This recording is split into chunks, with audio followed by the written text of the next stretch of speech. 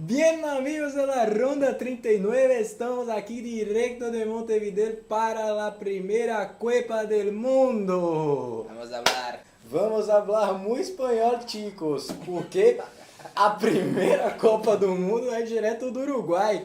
E eu tenho uma pergunta, como começou essa ideia de Copa, esse torneio tão charmoso? É difícil imaginar, mas antes de 1930 as pessoas viviam sem Copa do Mundo. A ideia de Copa do Mundo começou quando a FIFA foi fundada em 1905. Ela também já concebeu essa ideia em 1905 na sua criação e em 1919. Mas toda essa ideia foi derrubada duas vezes pela Inglaterra e a sua mania de isolacionismo. A FA é a Associação de Futebol da Inglaterra, que é como a CBF para o Brasil, que foi a primeira federação de futebol do mundo, atrapalhou muito os planos da FIFA. Primeiramente, eles entraram em 1905 e acabaram saindo pós-guerra mundial, porque a FIFA se recusou a tirar as potências centrais do seu quadro de seleções. Voltaram em 1924 e, confusentos, saíram de novo em 1928 porque não concordavam com a compensação financeira para jogadores do campeonato olímpico, porque eles consideravam que o futebol deveria continuar sendo um futebol amador. Pois é, o mimimi foi falado no futebol pela primeira vez em inglês, como vocês podem perceber. Enfim, estávamos falando de Olimpíada exatamente porque antes da Copa do Mundo ser concebido, o maior evento futebolístico que tínhamos era a participação do futebol nas próprias Olimpíadas. Em 1924 a gente tem uma que foi muito importante para a história da nossa querida competição, que consagrou o Uruguai como campeão na final, vencendo por 3-0 a Suíça em uma partida esplendorosa de um baile tático do time uruguaio que encantou Jules Rimet. E quem era Jules Rimet? Jules Rimet era o presidente da FIFA, então o presidente que governou a entidade por 3 décadas, e ele sempre teve o desejo de criar uma competição mundial entre seleções, com a ideia de unir nações através do futebol. E essa ideia tinha crescido bastante após a Primeira Guerra Mundial, quando ele percebeu que o caos na Europa precisava ser contido de alguma forma, apaziguado de certa forma também.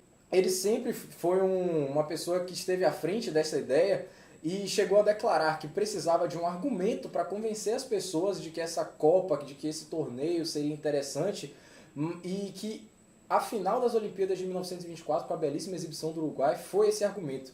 Foi ele que deu força à ideia de Copa acontecer. Ele também ganhou um apoio muito importante nesse meio tempo, que foi a entrada de Henri Delaunay na sua ideia, no seu projeto de Copa do Mundo. E Henri era um ex-jogador, ex-árbitro e ex-presidente da Federação de Futebol da França, que também tinha a ideia de conceber um torneio de seleções dentro da Europa. Então a ideia de um torneio de seleções mundial também o agradava. Henri hoje dá nome ao troféu da Eurocopa, um torneio que ele próprio ajudou a desenvolver, para vocês terem ideia do tamanho da influência que ele tinha. Então, em 1928, já com tudo acertado, Jules Rimet faz o anúncio mais esperado de todos os fãs de futebol e decreta direto de Amsterdã que em 1930 haveria a Copa. Mas a pergunta é, onde? Onde? Hungria, Suécia, Holanda, Espanha se candidataram. Só que a mais forte do europeu era a Itália, que tinha uma infraestrutura muito legal, mas que não interessava a FIFA porque a FIFA vinha num plano de se profissionalizar e precisava de todo o lucro da Copa para em 1931 já começar a pagar funcionário. E a Itália queria nada mais nada menos que 1/3 do lucro da Copa, e o que era inviável para a FIFA. Quem agradou a FIFA foi o Uruguai, que se propôs a construir um estádio exclusivamente para a Copa do Mundo. Além disso, o Uruguai, como o William já disse, era o time que mais tinha futebol naquela época, que praticava um futebol mais vistoso para o mundo. Bicampeão olímpico. Bicampeão olímpico e que se enaltecia com Suíça Latina. Os latinos já se achavam, né? E a FIFA acreditou neles e foi fazer a Copa de 30 no Uruguai. Essa é, curiosamente, a única Copa da história que não conta com eliminatória, já que todas as seleções filiadas à FIFA foram convidadas para participar do evento. Entretanto, Cerca de 2 meses antes da bola rolar em Montevidéu, apenas as seleções sul-americanas tinham confirmado presença, o que assustava bastante a FIFA, que queria um torneio mundial e estava parecendo que ia realizar uma Copa América. Os europeus reclamavam que a viagem para o Uruguai era muito custosa, até porque tinham acabado de passar pelo crash da Bolsa de Nova York em 1929, e muitas nações estavam completamente endividadas. Sem contar que a maioria dos jogadores tinham outras profissões, porque o futebol na maioria dos países europeus não era profissional, ainda vivia na base do amadorismo. Então a FIFA teve que se unir junto com a Federação Uruguaia para que então conseguissem pagar todas as hospedagens e viagens das seleções europeias até o país para ter de fato uma competição mundial ocorrendo ali. Mesmo com essa facilidade, apenas 4 seleções europeias confirmaram presença e vieram disputar a primeira Copa do Mundo, que no caso foram França, Bélgica, Iugoslávia e Romênia. Sim. França, Bélgica, 4. Iugoslávia e Romênia. Sou ruim de conta, desculpa, Gabriel. Com isso, a Copa, que deveria ter 16 participantes, acabou se limitando a 13 equipes, o que proporcionou um dos formatos mais estranhos de todas as Copas do Mundo e a Copa com menor adesão de todas. Como tudo na vida, parece que a Copa do Mundo não começou num cenário ideal, não começou igualzinha, do jeito certinho que Julian Rimet imaginou, e acabou contando apenas com 13 seleções. Ou seja, a FIFA teve que se virar e fez 3 grupos de 3 e um grupo de 4 para formar a primeira chave e a primeira fase da Copa do Mundo de 1930. A primeira Copa é cheia de peculiaridades, e mais uma delas, no caso, é que todos os jogos foram disputados em apenas uma única cidade. Isso remete a quê? Olimpíadas, como a gente já falou, o maior torneio esportivo e futebolístico da época. Então, para fazer a Copa de 1930, o Uruguai contou com 3 estádios, apenas 3. No caso, o maior deles, o Centenário, foi construído para a Copa e foi feito em apenas 10 meses. Tinha capacidade para 100 mil pessoas. Hoje ainda é bastante contemplado, recebe a seleção uruguaia em todos os seus jogos como mandante. O Gran Parque, segundo maior, tinha capacidade para 20 mil pessoas. Hoje recebe jogos do Nacional do Uruguai, enquanto que o Nanico Pocitos tinha apenas 1.000 pessoas de capacidade, algo completamente impensável para uma Copa do Mundo, para qualquer outro torneio de certa relevância no futebol hoje. A priori, o Centenário deveria receber todas as 18 partidas da Copa. Porém, como teve um atraso em sua construção, que já é comum de todas as Copas e todas as sedes desde 1930, a FIFA ficou um pouco preocupada com a situação e pediu para que outros estádios fossem colocados nas partidas do evento. Isso permitiu a entrada do Gran Parque e do Pocitos, já citados. O Pocitos, o pequeno gigante, por sinal, foi demolido logo em 1933, já que o time que mandava no estádio, que era o Peñarol, passou a jogar suas partidas no Centenário. Porém, o Pocitos não está esquecido. Onde era o meio-campo do estádio, hoje está presente uma escultura que fica mais precisamente localizada exatamente numa esquina em Montevidéu. Parece até um hidrante. E outra estátua em Montevidéu retrata de onde se originou o chute do primeiro gol da história das Copas, que foi marcado no Nanico Pocitos. Fantástico! E engana-se quem acha que esse primeiro gol foi o Uruguai. O Uruguai não teve o prazer de ter o primeiro gol na sua casa na primeira Copa do Mundo. Por quê? Como o Iria disse antes, na bagunça que existia em 1930 e ainda existe em 2018, alô Rússia. Alô Brasil também. Alô Brasil também. A gente não tá livre disso. Os estádios atrasaram. Só que na Copa de 30 atrasou tanto que o Uruguai acabou fazendo a sua primeira partida 4 dias depois ao primeiro confronto da Copa do Mundo, porque os uruguaios queriam realizar o primeiro jogo no Centenário. Falando de seleção uruguaia, as expectativas eram bem altas. A seleção via justamente de um bicampeonato e apresentava o melhor futebol que podia existir na face da terra em 1930. E também o que é um grande adendo nesse favoritismo era justamente a manutenção de um elenco que foi campeão nas Olimpíadas de 1928 até 1930, exceto o tal do goleiro Mazzoli, que foi retirado da concentração do Uruguai por sair para praticar adultério. Que vergonha, né, Mazzoli? Graças a Deus que você ficou fora da Copa. Pois é, meu amigo. Aí marcar gol fora de casa não pode. Não pode. Não pode. Gol fora não conta na Copa não, amigo. Não conta. Ter uma seleção completa não era uma realidade do lado brasileiro, né? Já que aqui no Brasil sempre fomos marcados por muitas tretas e em 1930 não era diferente, era até bem pior, confesso. Na época, o futebol brasileiro era gerido pela CBD de forma oficial. A CBD era uma instituição carioca, tinha sua sede no Rio de Janeiro e rivalizava bastante com a APEA, a Associação Paulista de Esportes Atléticos. Essa rixa era toda fomentada também pela situação dos estados, em que o Rio de Janeiro ainda era a capital do Brasil, mas São Paulo tinha muito mais influência política por causa dos cafeicultores, ou seja, viviam se batendo em questões políticas e isso afetava o futebol, como a política sempre faz. Malditos. Enfim, no caso, a CBF chegou a convocar a seleção brasileira com 15 jogadores de clubes paulistas, o que agradava bastante à APEA. Porém, cometeu um leve deslize, que foi não chamar ninguém de algum clube paulista para compor a comissão técnica da seleção. Parece besteira? Parece, mas a APEA ficou enfurecida e, como retaliação, impediu que qualquer jogador de um clube de São Paulo participasse da seleção canarinho. Com isso, a convocação foi toda refeita e o Brasil contou apenas com jogadores do Rio de Janeiro em sua convocação, o que é totalmente bizarro, cara. Mas teve uma exceção. Araquém Patusca foi o único jogador que jogava para um clube paulista que foi colocado naquela seleção, porque ele estava rescindindo com o Santos.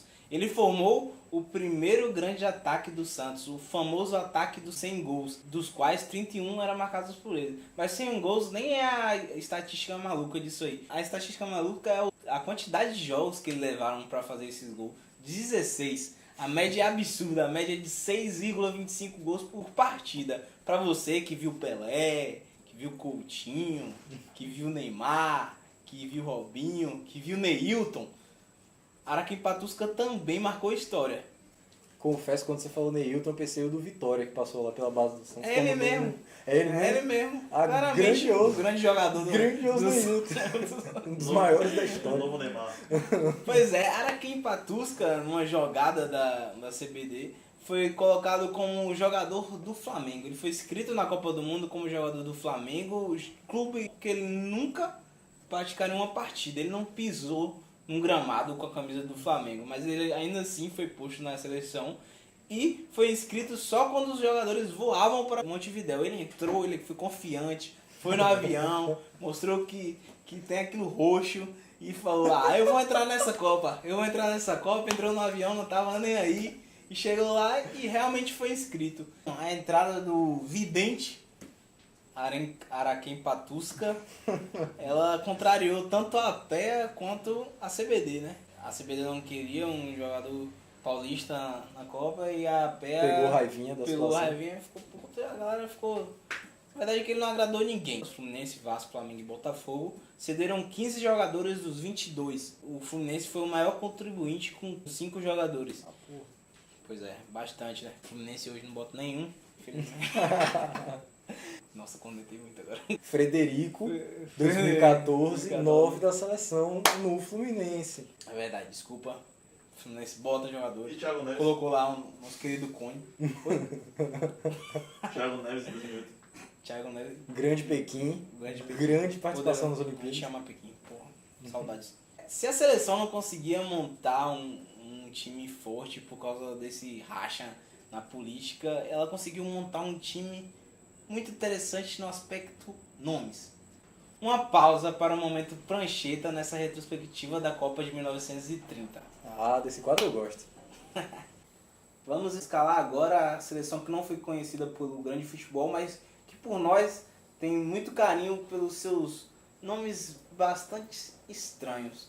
O gol, que é a nossa posição mais carente, tendo o critério subjetivo de qualidade de nome estranho, temos Joel, que entrou só porque relembra Joel Santana, nosso icônico treinador, aquele que estava atrás do Somália. Na zaga a gente tem um trio sensacional. Temos simplesmente Brilhante, Itália e Oscarino na defesa do Brasil, que assustava só de falar no nome. O nosso meio de campo também tem um triângulo formado por Benevuto, Pamplona e Hermógenes. Só para você ter ideia dos nomes dessa seleção. No ataque temos quem? No ataque nós temos, além do Araquém Patusca, que é difícil pra caramba falar o nome, sempre fala Patusca. Não é o Araquém, então é Araquém mesmo, Araquém Patusca. Nosso glorioso, nosso maravilhoso Preguinho.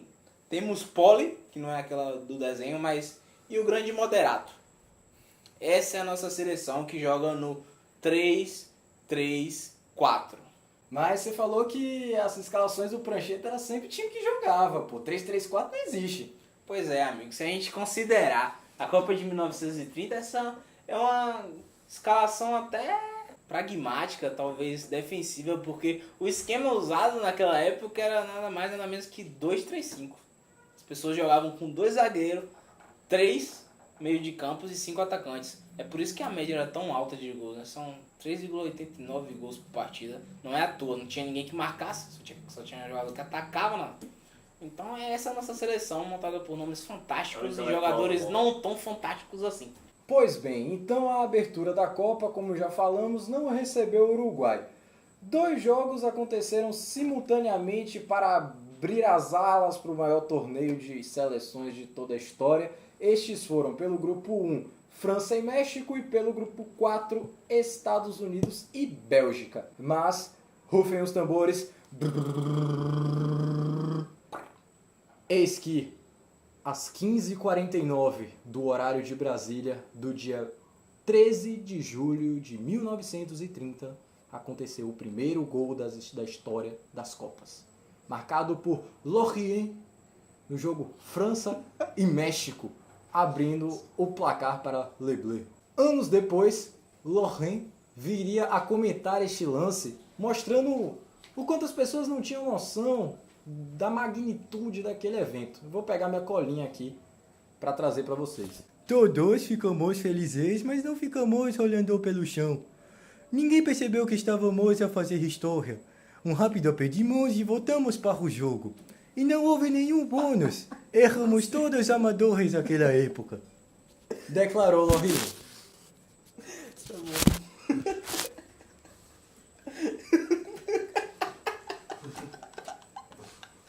Meu Deus, corta isso aí, mano. Eu tentei ficar sério, mas... Eu pensei que você estava se esforçando. Agora falemos da nossa seleção canarinho. A seleção brasileira estreou de forma triste em Copas do Mundo. No dia 14 de julho de 1930, tomamos 2-1 da Iugoslávia.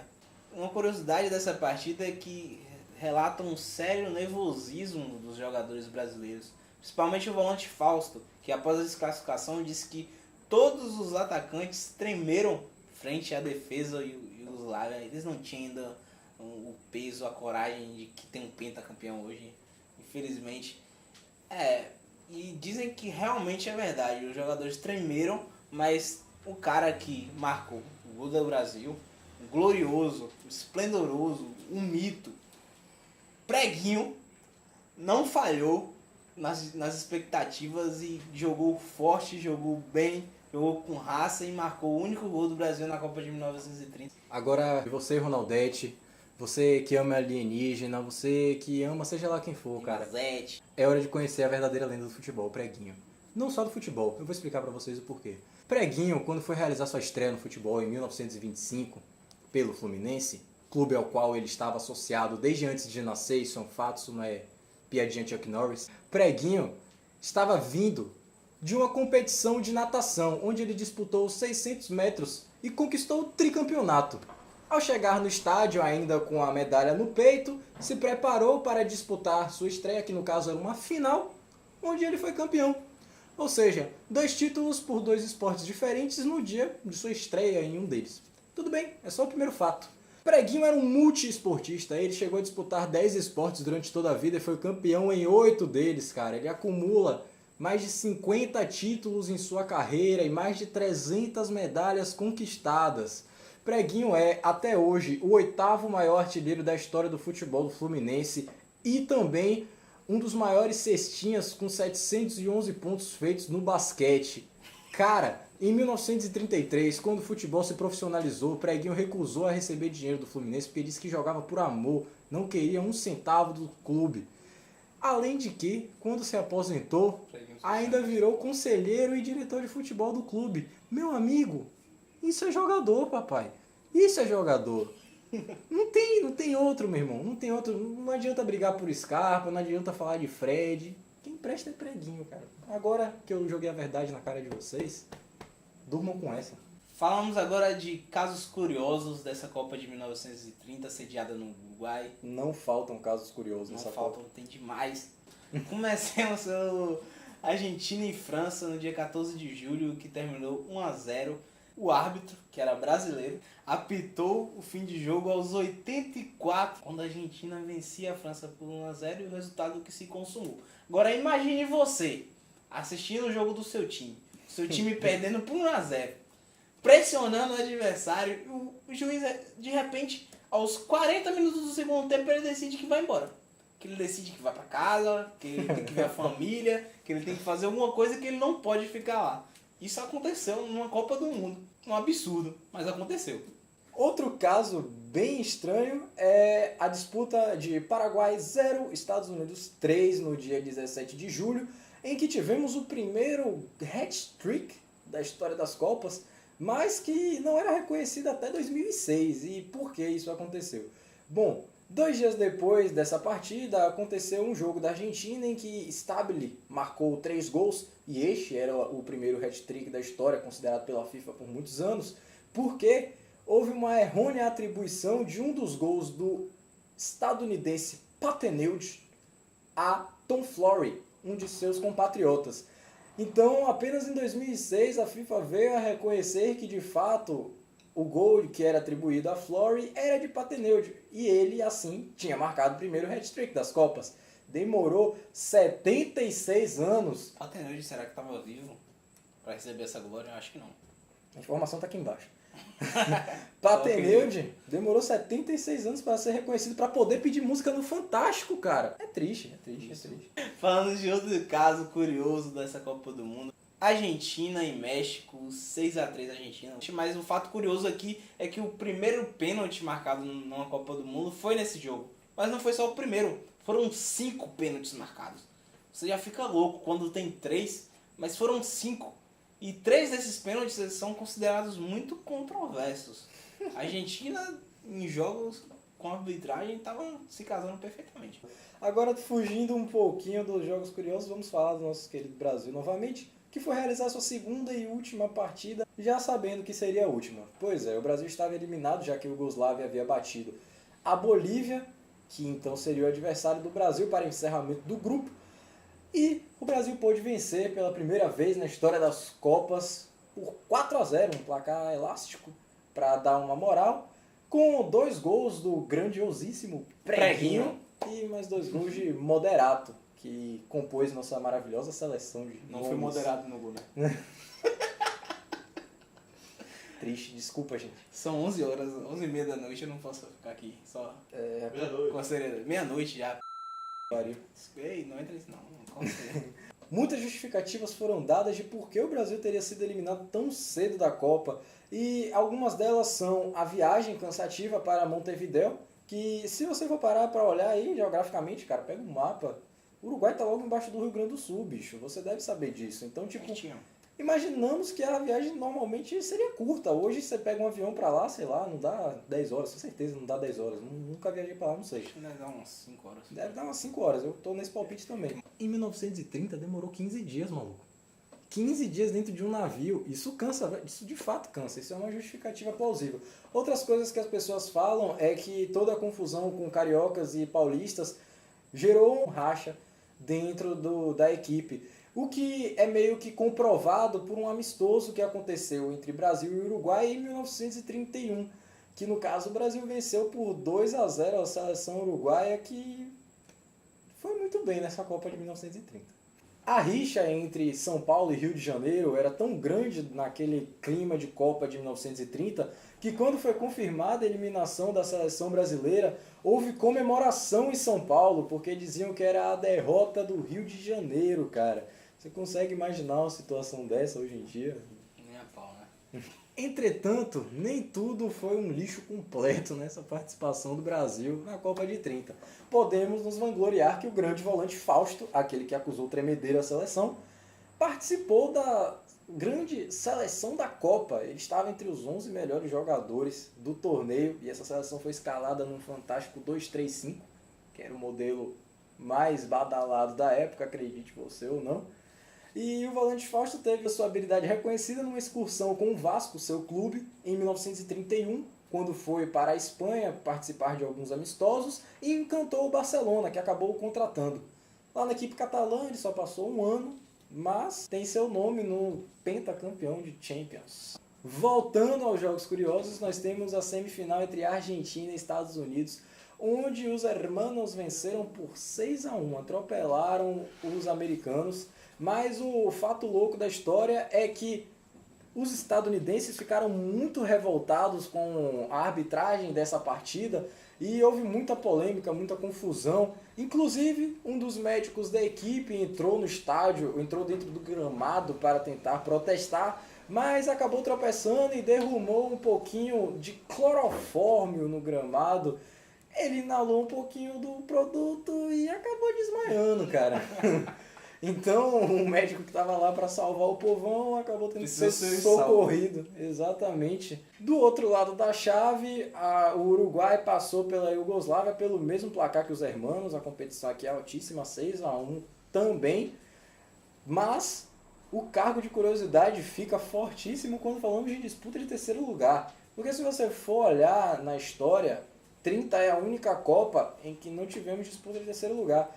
Mas se você for perguntar para uma daquelas pessoas que diz que estava presente, aquelas pessoas que viram a Copa, aqueles velhinhos que já andam de muleta, eles vão dizer que esse... Talvez deitados eles estejam. Minuto de silêncio para os velhinhos. Hip.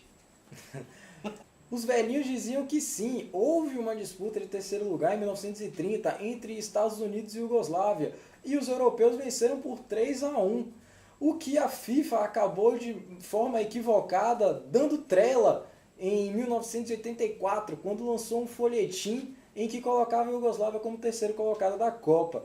Porém, isso nunca mais foi repetido pela instituição e hoje, se você procurar até no próprio site da FIFA, os Estados Unidos é o terceiro colocado, sendo então a melhor participação dos Yankees em toda a história das Copas. Chegamos agora ao jogo mais importante da Copa de 1930, a gloriosa final entre Argentina e Uruguai, vencida pelos uruguaios por 4-2. Algumas curiosidades são que o jogo estava marcado para as 2 da tarde, os portões foram abertos às 8 e ao meio-dia já estavam lotados. 93 mil pessoas já estavam ansiosíssimas para assistir o jogo entre Uruguai e Argentina. Não era 100 mil porque a FIFA acabou reduzindo essa quantidade com medo de superlotação e algum tipo de problema. Além disso, tem uma curiosidade muito engraçada que é a rivalidade dos uruguaios e argentinos nessa época que a gente vem falando ao longo do programa. Ela passou também para o tango. Carlos Gardel, solta a música, grande nome do tango mundial na época, foi disputado a pau por uruguaios e argentinos, para você ver qual é o tamanho da rixa. No jogo, ele foi ao vestiário dos argentinos, depois disso foi ao vestiário dos uruguaios, o que revoltou seus compatriotas. A briga é justamente a seguinte: os uruguaios afirmam que Carlos Gardel nasceu no interior do Uruguai, enquanto os argentinos dizem que ele nasceu em Toulouse, na França, e que veio para a Argentina quando tinha 2 anos e meio, e que ele próprio diria que nasceu na Argentina aos 2 anos e meio de idade. A disputa era tão grande não só no tango, como foi também na bola. Já acabou o tango? Já acabou o tango. Ah, eu tava dançando aqui. Acabou, a gente perde essa parte importante do nosso programa, que é o William dançando tango. Dançar tango na cadeira é difícil, gente, não tentem. E passamos para a rivalidade que afetou até a escolha da bola. Uruguai e Argentina brigavam intensamente para saber quem ia decidir a bola que seria usada durante o jogo. A FIFA decidiu intervir, porque realmente é que nem briga de irmão, não dá pra acabar com um falando, tudo bem, vai você. Então a FIFA decidiu que no primeiro tempo uma seria usada, a da Argentina, e no segundo tempo quem seria usada era a do Uruguai. E deixou tudo empatado, tudo igual pra todo mundo, e eles ficaram de boas, porque a mamãe FIFA determinou como seria a situação. O craque da partida foi Héctor Castro, o jogador uruguaio que também era conhecido como El Manco. Por quê? Porque ele não tinha o antebraço direito. Você percebe que o futebol em 1930 era muito mais inclusivo do que em 2018. Héctor participou de 3 gols do Uruguai diretamente, inclusive marcando o último, o 4º gol da goleada uruguaia. A arbitragem para essa partida foi muito contestada, tanto por argentinos quanto por uruguaios. O segundo gol da Argentina, teoricamente, de acordo com os uruguaios, teria sido feito de forma ilegal, teria sido feito em impedimento. Enquanto que os argentinos reclamam que um terceiro gol deles, teoricamente legítimo, foi anulado de forma incorreta. O dia seguinte, a conquista uruguaia, foi feriado nacional na terra da nossa antiga e querida Cisplatina, enquanto que na Argentina... história na cara de vocês agora. Tome.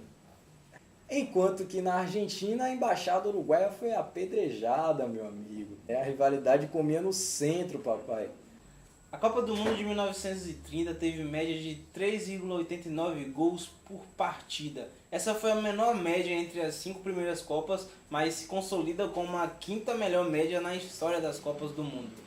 O placar da final também é elástico, de uma maneira que só mais 2 jogos conseguiram se igualar, com 4-2 da Itália frente à Hungria em 1938 e o 5-2 do Brasil frente à Suécia em 1958. No caso, estamos comparando apenas finais. E foram citadas as Copas de 38 e 58 e todas elas serão abordadas aqui neste quadro de retrospectiva até 2014, onde será pura nostalgia este lindo canal. Enfim, queria deixar meu agradecimento sincero a Hilário Franco, que escreveu esse livro maravilhoso, Dando Tratos à Bola, e a Paulo Vinícius Coelho, PVC, que fez o Taticamente, 2 livros que ajudaram bastante na elaboração do nosso roteiro. E agradecer ao queridíssimo Wendel, que está aqui conosco presente. E agradecer também ao William Tales, que vos fala. E deixar aquele abraço. Se inscreve no canal, deixa o seu like e dá aquela olhadinha no Instagram, @rodada39. E lembrando aqui de agradecer também ao nosso Anderson Fonseca, que tá botando um legalzinho dele agora. E é muito importante na produção desse quadro, né, William? É totalmente justo e merituoso. Muito obrigado, Anderson. Muito obrigado você. Beijão!